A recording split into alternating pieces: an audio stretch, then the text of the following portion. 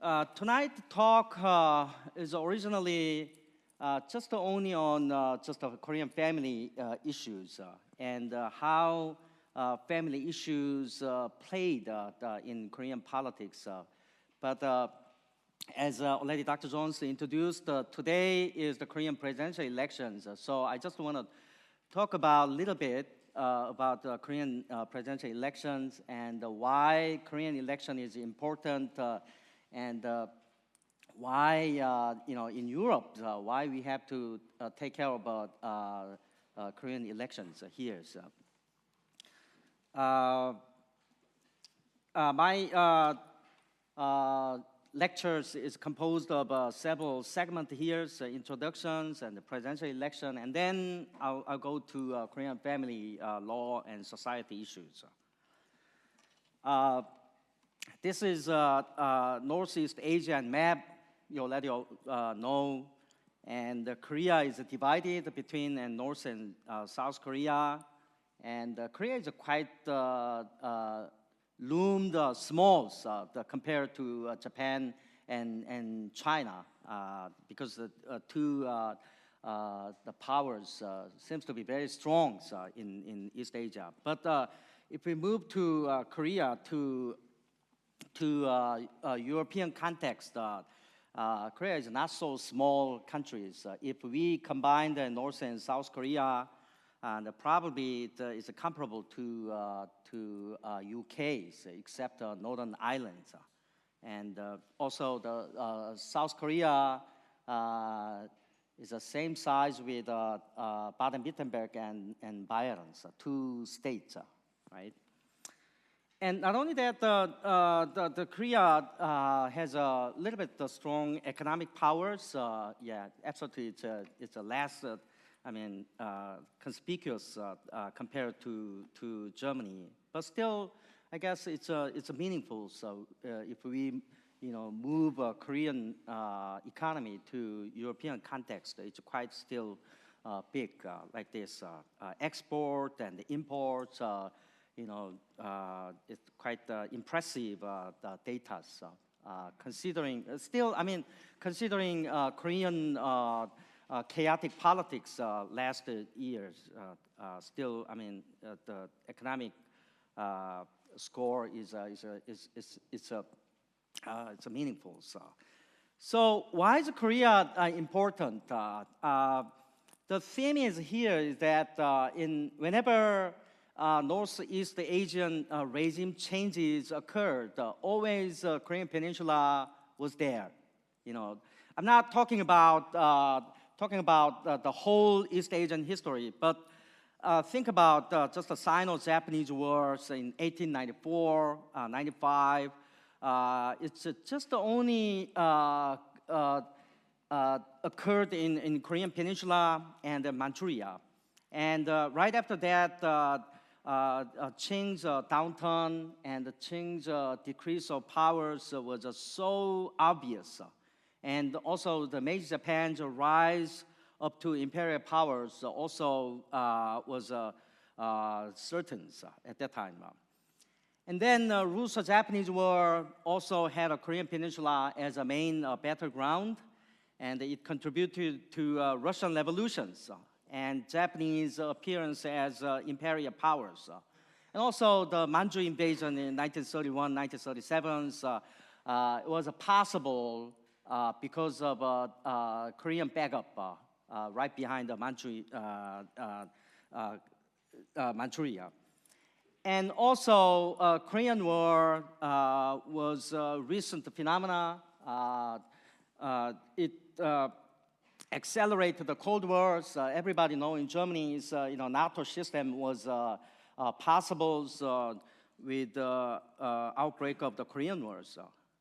So post-Cold War in East Asia, we saw the tensions between China and Japan, as well as redefined U.S. presence in East Asia. That's why I think a Korean presidential election is important.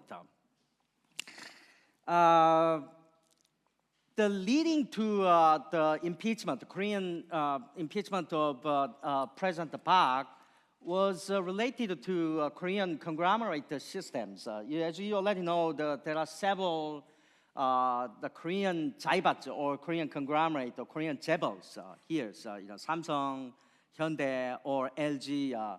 But unlike Japanese 자이바즈, Korean 재벌s is a little bit different because it's a family value is still, going on in dominating or managing companies here. So, for example, Lee Jae-yong, who is the owner of the Samsung companies, he owns 45.6% of the sharehold of Samsung Everland, and then after that, after he obtaining all the share there, and then he distributed his investment into other subsidiaries, so that he was able to dominate the whole 재벌 systems here. So.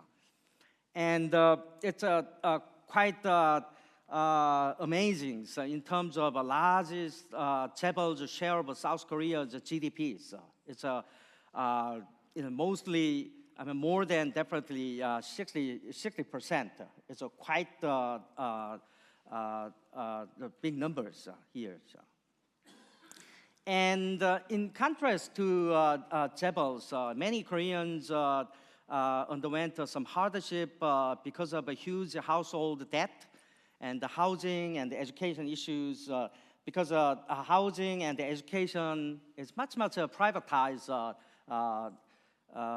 following the U.S. models. It's not like European social democratic models. And also, as already Dr. Jones mentioned, the crony capitalism is played out here. So family, geographical, and educational ties ties up many Korean elite, so that many Korean elite had a close relationship with each other. So that's a big problem. So in this case, President Park,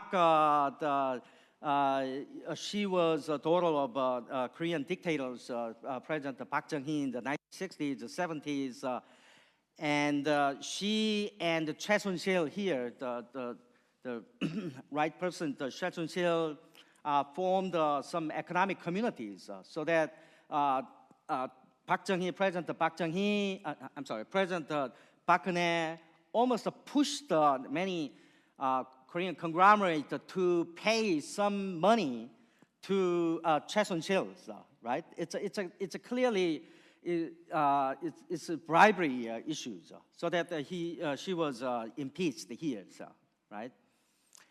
So when you think about the Korean presidential systems here, 1987 was a very important year that saw the Korean democratizations, and after that, several liberal regimes appeared, particularly in late 1990s and early 2000s, or mid 2000s. Then another two consequent conservatives managed the Korean political systems. Then today, Korean the new elections occurred, and I just predicted yesterday that Moon Jae-in, Mr. Moon, will be elected. This is the Korean president, and this is the Moon Jae-in. I'm sorry, it's a little bit dark. Looking back, 1960s and the 70s, the Korean dictatorship, it's quite impressive in terms of the political achievement. I want to just explain what are the positive things that the Korean society achieved, and also what is the limit, probably some boundaries. What is the boundary to restrain the Korean economic development? I will talk about that. In 1970s, for example, there was a Yushin Constitution, and everybody knows here, probably habeas corpus. It's a good safeguard for the human rights issues. And that habeas corpus was deleted from Korean constitutions in 1972 to 1980s, and then it's almost dead letters until 1987. So up to 1987, always anti-communism was so important ideologies in Korea to suppress opposition voices, right? And many people in Europe already know the Tiananmen Square massacres, but unfortunately, few people know the Gwangju massacres, which occurred in 1980s. But this was so famous because one German reporter smuggled himself into city of Gwangju, and he took the video and he circulated this news to the world, so that this picture was possible, right? And in 1980s, many opposition leaders were persecuted or under house arrest, and also many young generations demonstrated their voices against the dictatorships, and sometimes there was a violence to strike the American cultural centers. And the big issues in the 1980s is that Korean people began to think about the relationship between Korea and the US. So not only the Korean and the US relationship, but also many other historical issues. So revisionist ideas appears in the 1980s. This is very important things to understand the current Korean political systems. And the Park Chung-hee was assassinated in 1979. However, the impeached president was his daughter, and many Korean people, particularly conservatives, supported President Park, right, and President Chun. So this kind of the military fiat was so conspicuous in South Korea. And then 1978, 87, there was a democratic movement, and we saw the 87's regimes in Korea, and a lot of people came out, and the voting rate for president in 1987 was 85%. And today's voting rate is also quite similar. So second largest voting rate in Korea. And then I think, not to go to different ways. I mean, the legal safeguard is so important to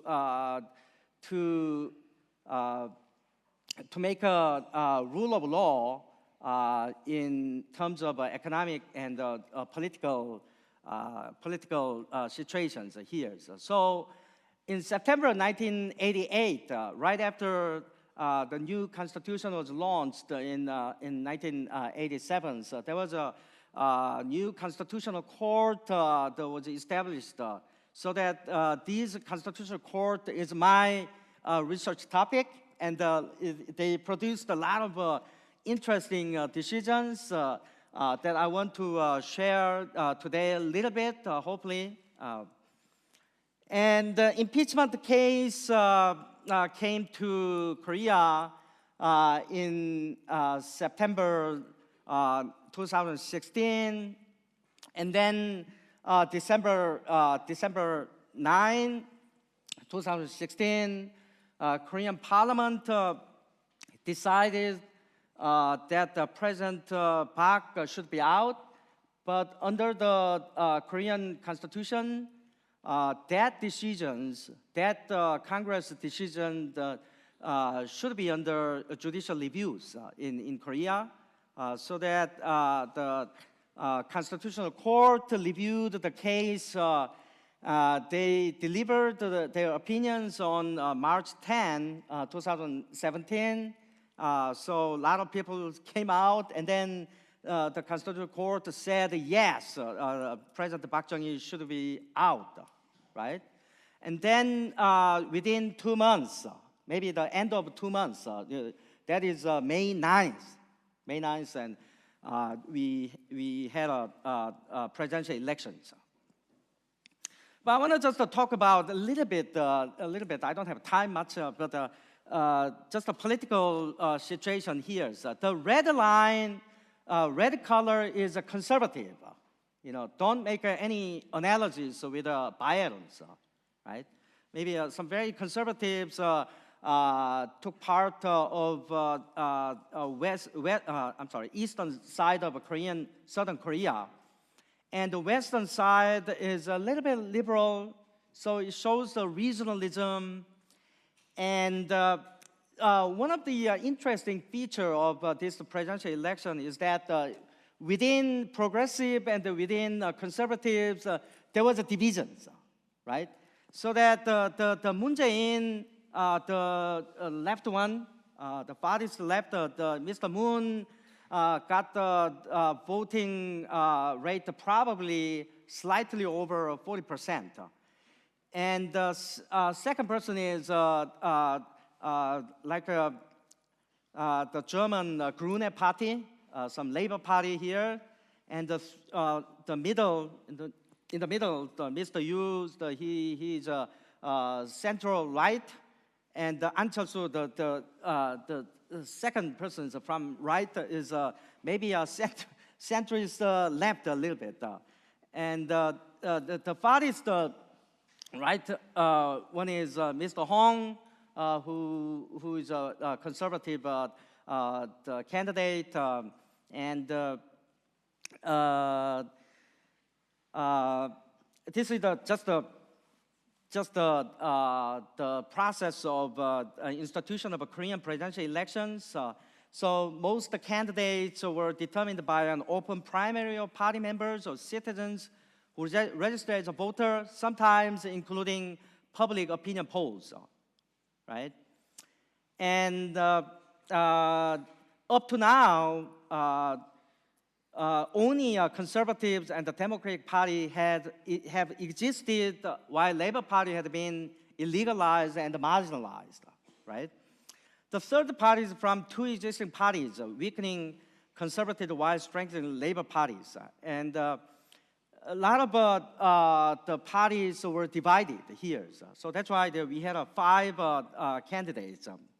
I just want to brief sketch of their basic stance towards some issues. For example, I'm just to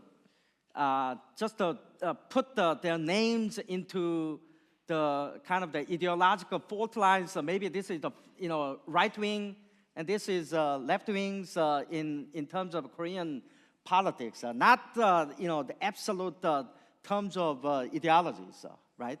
So in left side, the Shim, and she, for example, she support the peace treaty with North Korea. But right wing, the Hong, Mr. Hong, took a hawkish stance towards North Korea. And also regarding United States and the SAD. SAD is a missile systems, some kind of a transcontinental missile systems. This is also another thorny issues in Korea. And the Ms. Shim support probably anti-U.S. and Mr. Hong support U.S. Staunch supporter of the Korean and American alliance. And also another thorny issue is Japanese and so-called comfort women issues. And the right wing, the Mr. Hong, probably accept recent the treaty, or not treaty, but recent executive order, or maybe quasi treaty, but it's just a way around the Korean Congress controls. But that kind of conventions is supported by Mr. Hong, and Ms. Sim's approach these issues as of human rights issues and the gender issues. And also, another interesting and very thorny issues that Korean society face is job issues, right? Particularly young generations, unemployment rate is so high, and Mr. Hong, definitely pro-Jebel, had a pro-general Jebel stance, while Ms. Sims took labor reform and the distribution of wealth or something like that.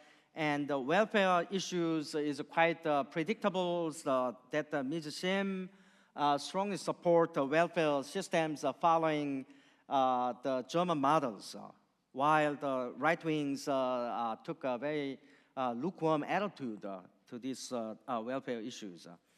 And also the prosecutions, particularly the prosecutors, are also very interesting and very difficult issues in Korea, because Korea still retain some kind of colonial legacies. If you look at the Korean prosecutors' attitude, you see the colonial legacies. It means that prosecutors had almighty powers. They have their own powers, mighty powers, whether this guy should be indicted or not, right? So regarding that legal reform issues, Mr. Hong is still very conservative stance, while Moon Jae-in and Ms. Sims had some kind of the reformist idea, right? These kind of things are just political structures, right? But unfortunately, I just want one or two predictions here, a little bit. Probably Mr. Moon's try to engage North Korea while also try to persuade the United States, because this is quite very sensitive issues in Korean politics. So Mr. Moon probably embrace China again, and also try to engage North Korea, because he was chief of staff under liberal regimes in early 2000s, and he will revive that kind of policies. Right now, North and South Korea don't have any kind of discussions, right? As far as I know, no informal dialogue between North and South Korea, but he will revive that kind of a dialogue channels. And in domestically speaking, Mr. Moon's will face hardship in Korea, because Korean Congress had 300 seats, while his party only had 123 party members. So it means that anyhow he needs his partners, right? But in this case, his partners may be Mr. An, who had around 38, less than 40 Congress seat. So that it's still difficult. I mean, Labor Party, Justice Party had just only 6 the Congress members. So, entire three parties is probably around 150. So that in order to pass the legal act, right, it may face a lot of challenges, particularly Mr. Hong, he got almost 30%, and his party still has, I think, more than 100 party members, right? Although his party is the second largest party. So it's a little bit murky situation, so probably. Yeah, so we'll see what's going on in Korean politics. Then I want to just turn to the original family stuff. I want to just talk about a little bit family issues because many Europeans assume that family issues are simply just the private spheres, right? Not kind of the public spheres. But unfortunately, or fortunately, in Korean politics, Korean society, family issue is not simply private issues due to Confucianism, right? So, according to Confucianism and also Japanese colonialism, which dominated Korean politics from 1910 to 1945, so the Japanese colonial government strengthened the so-called Confucian traditions. Very interesting thing is, most interesting thing is there was a household head, Hoju system.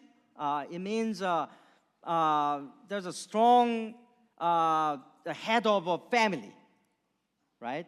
It's back to maybe colonial period, and even though the first Korean Nationality Act also accepted the liberal elements, but still the first Nationality Act it contains the kind of a male-oriented the elements, right? The male bloodline was important, and no dual citizenship, and the family registry, which was based upon just a male lineage line, was the primary posse, some kind of the important element to judge whether this guy belonged to Korean society or not, right?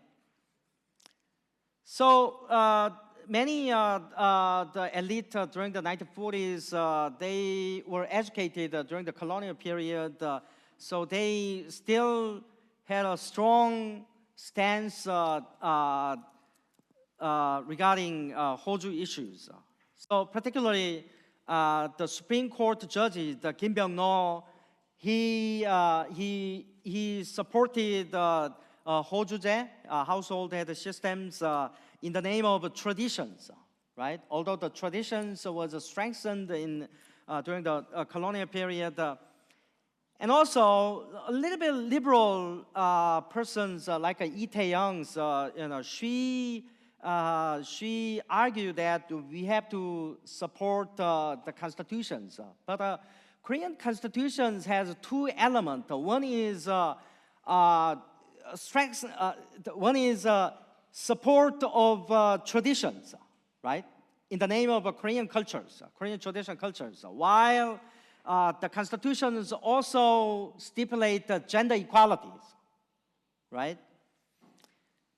So until 2008, from 1950s, there was a huge confrontations between two schools. One school argued that Hoju system is our beautiful customs, right? While the liberal reformers argue that the Hoju system only suppress Korean the females' right, right? So many chance to revise the Korean family law. It was first passed in December 1957. Before that, colonial family law was implemented, right? And only in 1962, there was a slight change in terms of the family branch, or not important issues, right? And also 1977, the many liberal NGOs and the many reformist the legislators brought this issue to the Congress, but unfortunately it failed. It tried to abolish the system of a family head because family head had almost almighty powers.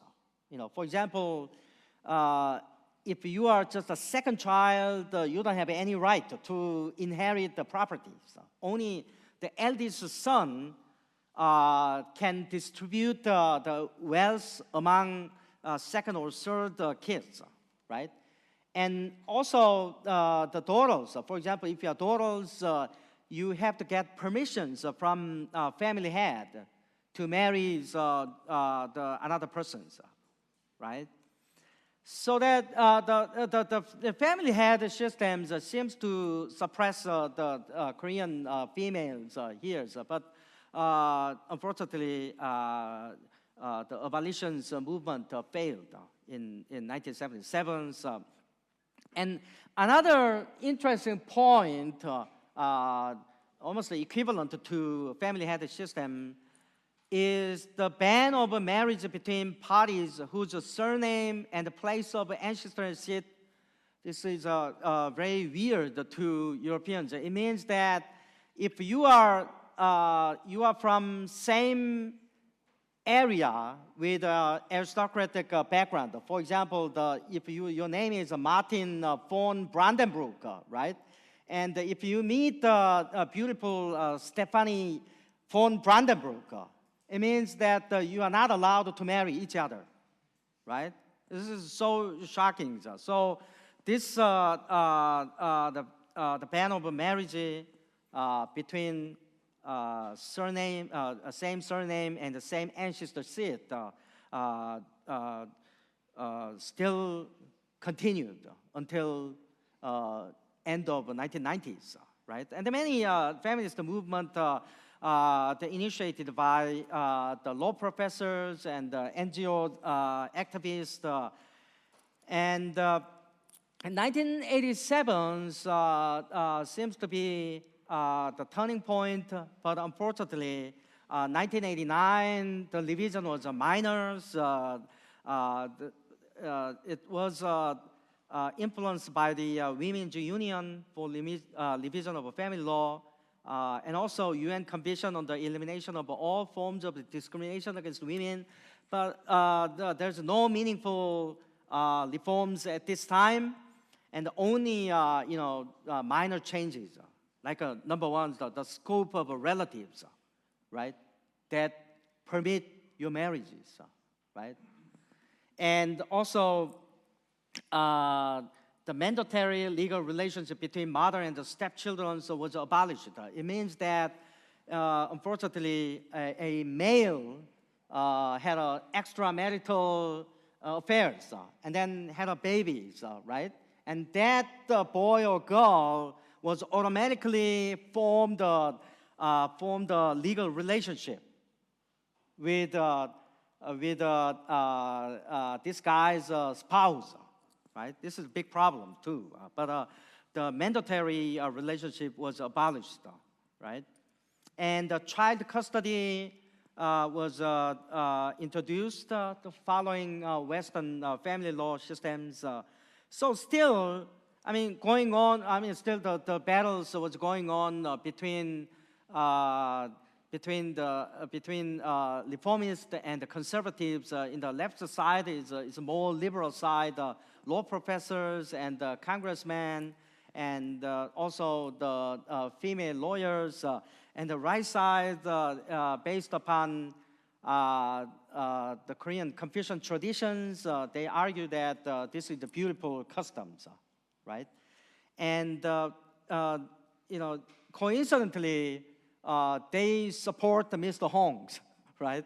And coincidentally, most people are located in eastern part of the Korean Peninsula, right? Conservatives are there. So. And surprisingly, sometimes Confucianism played stark roles. For example, there was a 가정의례에 관한 법률 law concerning family rituals was quite. It had quite strong powers. So if you follow the Confucianized rituals, you will be punished, right? So it was only repealed in 1999. and particularly after the Constitutional Court decisions in 1998, and the law is partly unconstitutional. I mean, this is a little bit strategy that the Constitutional Court used, the partially constitutional, partially unconstitutional, right? And later, the law has been changed into another name, but that law do not punish anybody who broke the law, right? And 1997's Constitutional Court also decides that the same surname and the same ancestorship guys' marriage is, the prohibition of marriage is unconstitutional. So only in late 1990s, the 동성동본 law, the prohibition of a marriage between same surname and same ancestorship was abolished in Korea, right? And some drama depicts that, depicted the sad story between same surname and same ancestorship names, right? Then 2005, the two important law was repealed here. So the family had system abolished, and the marriage between parties with the same family names and ancestry was also abolished. I mean, legally speaking, so it was abolished here. So this reform was brought by netizens, Korean dynamic democratizations, network process citizens, particularly was conspicuous after late 1990s, and there was an online debate on family head systems in late 1990s.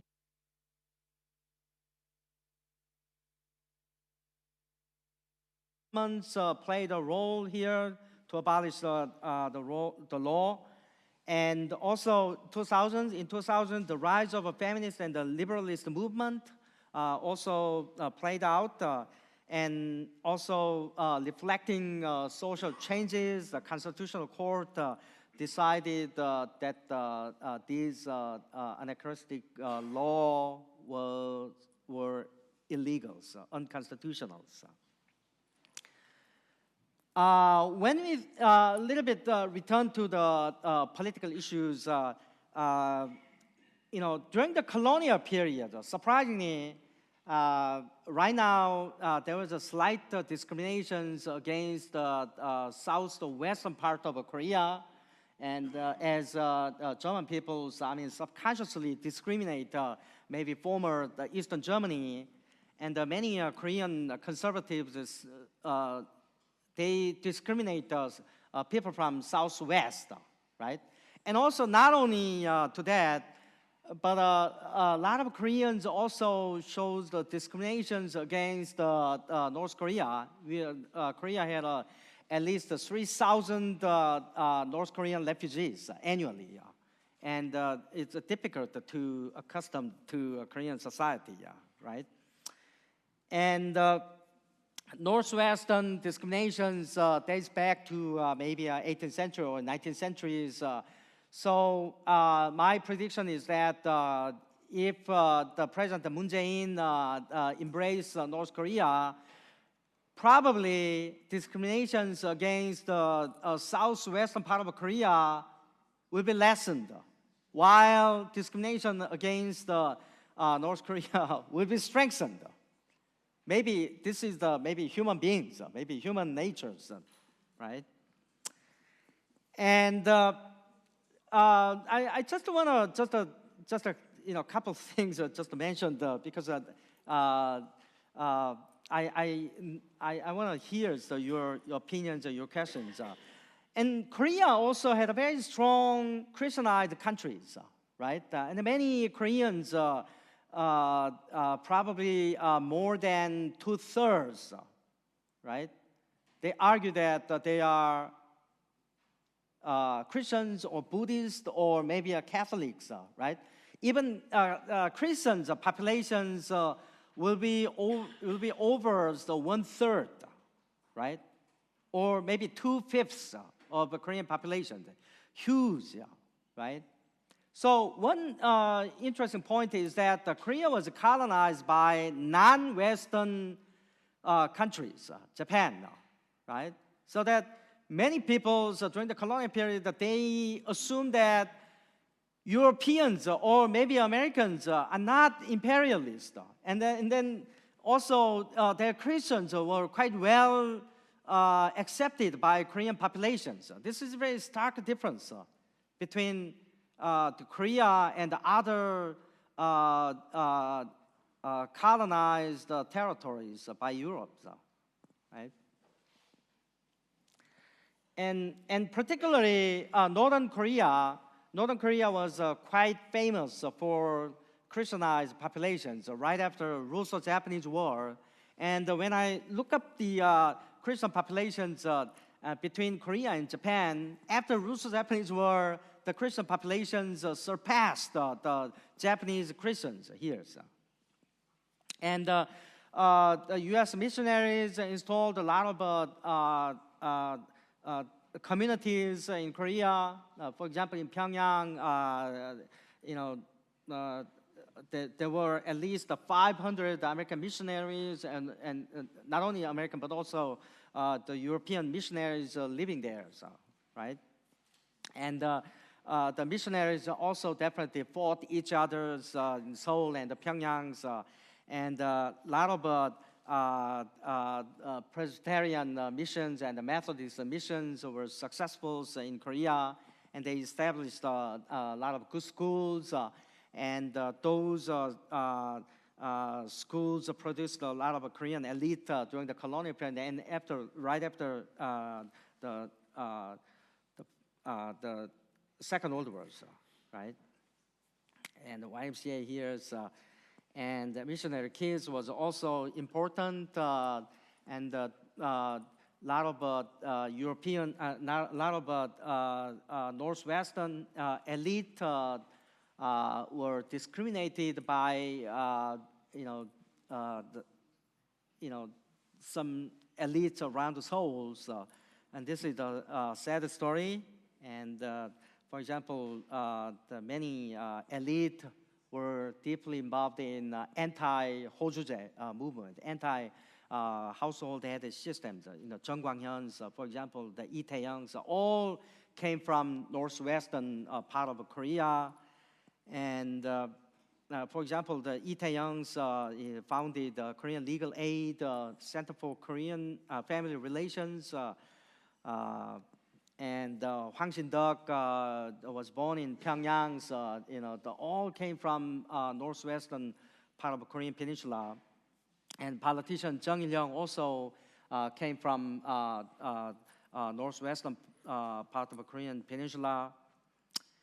And Kim Joo-soo, who was one of the ardent supporters of anti-Hojujae, he was also came from northwestern area. And the point is that constitutionalism support gender equality and democracy, while it also support traditions or beautiful custom and good traditions, so that historians and legal scholars they need cooperation in handling these issues, right? And I want to just introduce this is probably almost the last slide of my lectures. I want to introduce several hot issues on family affairs.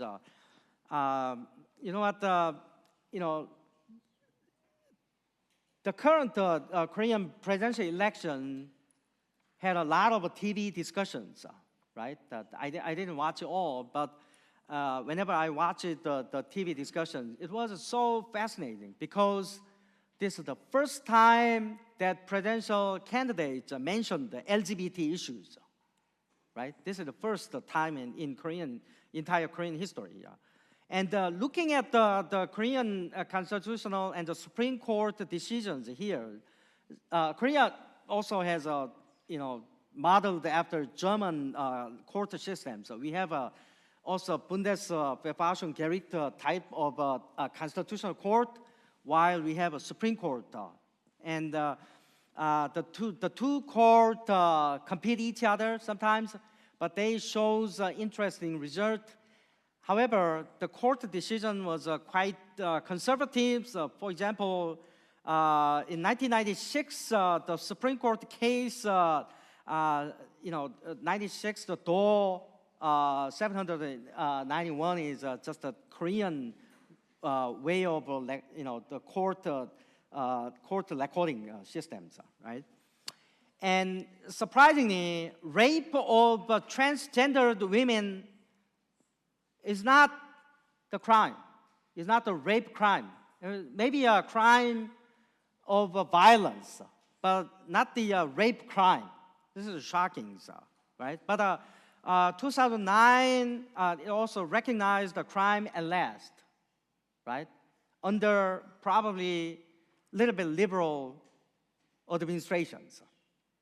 This is also very complicated issues between administration and the judiciaries, but maybe mutually influenced. And 2006 case also under liberal regimes recognized the transgender sexual identity, right? However, under a little bit slight conservative regime, Korean Supreme Court decided that it didn't recognize married person's transgendered identities. In order to be accepted as transgender persons, you should not be an adult, or you should not have a kids, right? And in 2015, so U.S. Supreme Court recognized gay marriage, but not in Korea. And right to reproduction is not recognized in Korea. And also, Korea had a lot of issues. For example, mandatory military service, whether conscientious objection to military systems would be accepted or not. Right now, is not recognized, not accepted. Maybe 5 to 4, maybe in the future, near future, it will be changed, definitely, right? So the conclusions is how to understand Korean politics and regionalism, and how to understand the colonial legacy, and how to why some people from northwestern region did not accept the Hojo as a Korean traditions, and how much Korean election is important in Northeast Asian political arena, and also, Korean politics, what kind of Korean politics achievement, or what kind of the Korean politics had limits. Particularly, it is obvious to have a limit, because same constitutional court dissolved a party, which was progressive in 2014, so that there's a danger of a McCarthyism still going on in national security law. So under current presidential elections, the McCarthyisms became less powerful. Even though, for example, candidate Hong tried to bring McCarthyism against Mr. Moon's, but many voters did not buy his logic, right? But still, there's a danger. Some danger is going on because of national security law, right? So I'm sorry, too many slides, and maybe Steve Jobs will fire me. Definitely, he argued that one slide had just one content, but I have a lot of content. So I just end my small talk. And I want to hear your questions and your comments.